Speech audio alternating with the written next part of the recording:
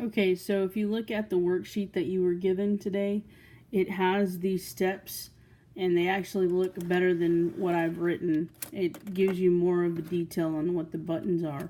So basically what you see on here, whatever's a square or whatever is squared off or boxed off, it's a button on the calculator. So this is something y'all have done before, but it's something that I want you to get in the habit of doing.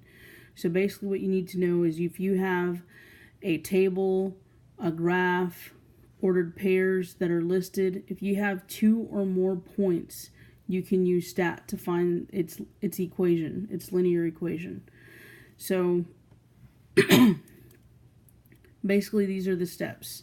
So I'm going to try to make sure that you can see the calculator's keys here as well. So we're looking at stat, which is right here. I know y'all know where enter is, so I don't need to show you that. And then the right arrow key. So those are the 2 keys that you may not know where they're at. So I'm going to show you so that you know exactly where they're at. Okay, so here are the steps. You are given a table. So basically, here's your table. These are considered your L1s, and these are considered your L2s. So your list 1 and your list 2 is basically what that means.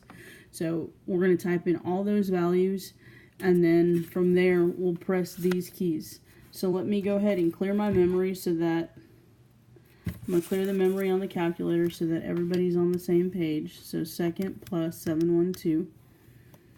So my memory's been cleared. So now I'm going to press stat, enter. Now L1 is going to have all your X's. So I'm going to put in 0, enter, 2, enter, 4, enter, 5, enter. So if you didn't notice, after every number I press enter. So now I'm going to do the same thing in the L2, but now I'm going to type in the Y values. So 5, 3, 1, and -1. So I've done that. So I've done these 2 steps. So now I'm going to go stat to the enter. Nope. I'm going to press stat and to the right enter. So there should not be an enter there. So stat to the right, calc, and then you're going to enter 5 times. So stat over to calc 4 and then enter 5 times. So this is the equation you're given. So it tells us that y equals ax plus b. It said that a was -1 and b was 5. So there it is again, just so that you can see I'm not making those numbers up. And now I'm going to literally put the numbers where they belong. So y equals -1x plus 5. Now, in math, or in algebra specifically, the 1 is understood. So you have y equals -x plus 5. And this is the way you'll see it on your EOC test.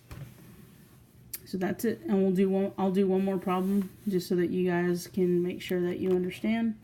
So again, I'd go to stat, enter. And remember, your keys are on the top of your worksheet. So I will type in these X's. Now you can delete or you can just type over them. So if you type over them, once you type the number, it erases the old number. These numbers are pretty close to the other one.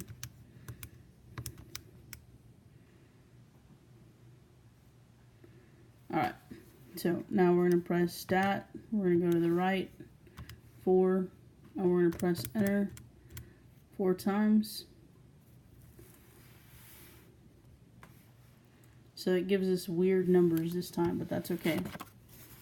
So y equals ax plus b, a equals 3.25, and b equals -3.4.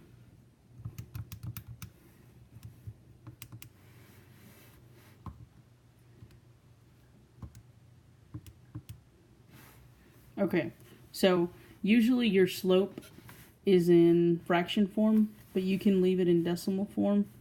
And for this purpose, I'm going to show you that you can put this in the calculator. So what you can do is you can do 0.35, and then you can press math, enter. So just in case you're not sure where the math button is, it's right underneath the green button.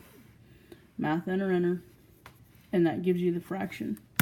So really a is equal to 13/40. So the equation would be y equals 13/40 x minus 3.14.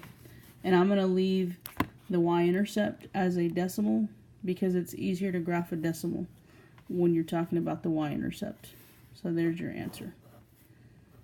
Alright, so that's what you're going to do on your paper.